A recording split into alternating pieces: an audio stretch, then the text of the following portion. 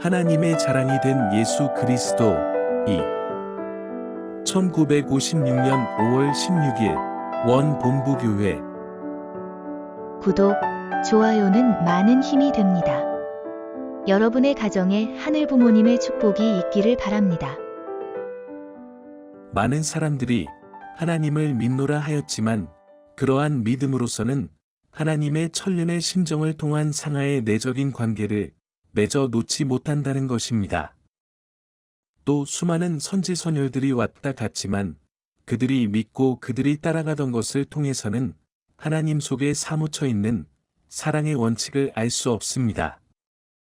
더 나아가 예수 그리스도는 수많은 성도들이 걸어 나오던 그 역사적인 믿음의 과정 전체를 도맡아서 혈혈단신으로 모든 사탄의 역사를 끊어놓으려 했습니다. 4000년의 믿음을 총결실하는 입장에 예수 그리스도는 우주의 중심형으로 믿음의 주인공으로 왔다 가셨습니다. 이 하나의 기준 때문에 하나님은 예수 그리스도를 믿음의 왕으로 세우셨습니다. 예수 그리스도는 하나님의 뜻을 대신했고 하나님의 말씀을 대신 전했는데 선포하신 말씀은 구약 말씀 그대로가 아니었습니다. 구약 신앙을 가지고 믿은 것이 아닙니다. 선지선열들이 말씀하고 예언했던 그 한계권 내에서 믿은 것이 아닙니다. 다시 말하면 예수님은 이스라엘 민족이 믿고 나온 구약 성경의 말씀권 내에서의 메시아의 사상을 갖고 있지 않았습니다. 예수 그리스도는 어떠한 믿음을 가졌느냐 하면 구약 성경에 없는 그때까지의 역사상에 없었던 믿음, 그때까지 나타나지 아니한 새로운 믿음, 세계의 어떤 환경, 어디에도 나타나지 않았던 믿음을 가졌던 믿음의 대표였습니다. 그렇기 때문에 구약 역사가 예수 그리스도 앞에서 달려야 된다는 것입니다. 그러면 하나님의 자랑으로 세워졌던 믿음의 왕 예수 그리스도를 믿고 있는 우리는 무엇을 알아야 할 것인가? 우리는 우리가 어떤 한계 내에서 예수 그리스도를 바라보면 예수 그리스도가 강림하시기 전에 4000년 역사와 예수님의 30여 생애와 영원한 미래에까지 미치는 그의 가치를 알 수 없다는 것을 알아야 합니다. 또 우리는 억조창생이 하나님의 뜻을 몰라서 반대하는 자리에 서 있더라도 나는 그 뜻 하나만을 붙들겠나이다. 어느 누구도 믿지 못하는 것을 나는 믿겠나이다. 라고 할 수 있는 믿음의 기준이 세워져야 예수님이 만민의 구세주, 믿음의 왕으로 설 수 있었다는 사실을 알아야 되겠습니다. 그러면 오늘날 우리들이 믿고 있는 예수 그리스도는 살아생전의 말씀을 다 해주고 가셨던가? 만일 말씀을 다 해주고 가시지 않았다면 우리에게는 다시 오시는 주님이 해주시는 말씀이 필요한 것입니다. 예수님은 아담 해와의 타락 이후 4000년 만에 사탄 앞에서나 모든 피조세계 앞에서 자랑할 수 있었던 믿음의 왕이요 하나님이 찾으시려던 믿음의 왕이었는데 유대민족이 불신함으로 말미암아 그를 원수에게 내어줄 수밖에 없었습니다. 그래서 예수 그리스도가 이 땅에 다시 온 피조물 앞에 자랑할 수 있는 기준을 갖고 오셔서 여러분에게 새로운 말씀을 해주시게 되어 있는 것입니다. 예수님은 믿음의 대표자, 믿음의 왕으로서 구약 성경에 없었던 새로운 말씀을 발표했습니다. 그 말씀은 신약의 말씀으로서 오늘날 우리에게 전해오고 있습니다. 이제 우리들이 갖추어야 할 것은 오늘 이 시대는 새로운 시대요. 앞으로 영광의 시대가 올 것인데 그 영광의 시대에 남아질 수 있는 믿음을 가질 수 있어야 하겠습니다. 예수 그리스도의 소망과 믿음은 인간들이 4000년 동안 믿어온 차원의 믿음이 아니었습니다.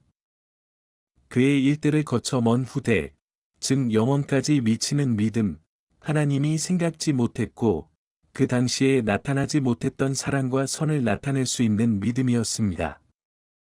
그래서 예수 그리스도는 역사상에 없었던 믿음의 왕이었고 하나님이 자랑하실 수 있는 분이었습니다. 예수님과 마찬가지로 여러분도 이러한 믿음을 가져야 되겠습니다. 그 다음 두 번째로 예수 그리스도를 하나님이 자랑하실 수 있었던 것은 많은 사람이 수천 년 동안 사탄과 싸워 나왔지만 예수 그리스도가 비로소 승리의 왕으로 설 수 있었기 때문이었습니다.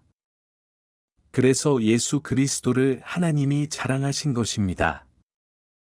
4,000년 동안 수많은 선조들이 이 땅에 와서 사탄과 싸웠습니다. 메시아를 보내시려는 하나님의 뜻을 위해 수많은 선지자들이 와서 사탄과 싸웠습니다. 그러나 그들은 사탄을 굴복시키지 못했습니다. 4,000년 동안 사탄과 싸웠지만 사탄을 점령하지 못했고 사탄을 굴복시킬 수 없었으나 예수 그리스도가 이 땅에 오심으로 말미암아 비로소 사탄을 점령하고 굴복시켰습니다. 예수님은 무엇을 가지고 사탄을 굴복시켰느냐? 하늘의 사랑의 원칙을 가지고 굴복시켰습니다. 여러분은 그걸 알아야 돼요. 오늘날 우리 기독교인들이 알아야 할 것은 사탄을 굴복시키는 데는 사랑의 원칙이 아니면 안 된다는 사실입니다. 사랑의 원칙은 어떤 원칙일 것인가? 예수 그리스도는 만민 앞에서 돌아가셨습니다. 또 이 땅 위에 수많은 사람들이 왔다 갔지만 예수 그리스도는 하나님이 지극히 사랑하신 외아들이라는 거예요. 그렇기 때문에 예수 그리스도의 30여 평생의 생활을 보면 어느 한 부분 효자의 생활이 아닌 부분이 없습니다. 하나님 앞에 있어서의 한날의 생활은 밤이건 낮이건 어떤 시간도 떼어버릴 수 없는 하나님의 마음에 알맞는 생활이었습니다. 하나님이 보실 때 이 땅 위에 너 하나밖에 없구나 하는 말씀을 하실 정도로 효자의 생활을 했다는 것입니다. 예수님은 자기의 일생의 모든 것이 사라질지라도 오로지 하나님을 위하는 마음뿐이었습니다. 자기의 육신은 무시되더라도 만민의 구주로서의 사명을 다하겠다는 마음밖에는 없었다는 것입니다.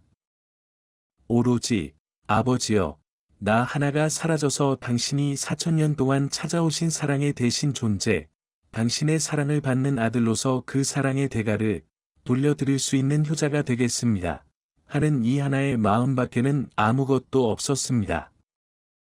그래서 억천만민이 예수 그리스도를 하나님의 아들이 아니라 하더라도 하나님은 그럴래야 그럴 수 없었다는 것입니다.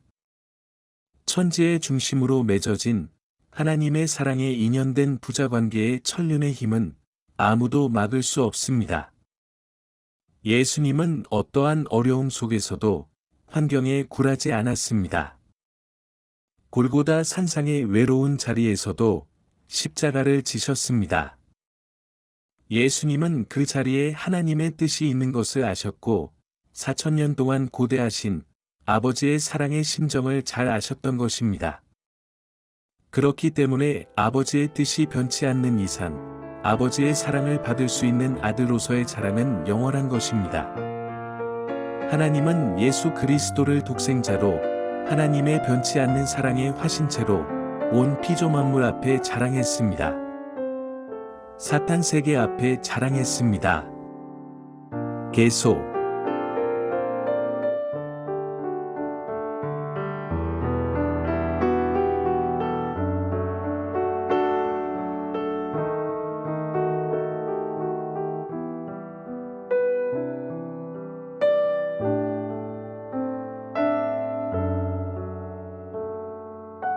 경청해 주셔서 감사합니다.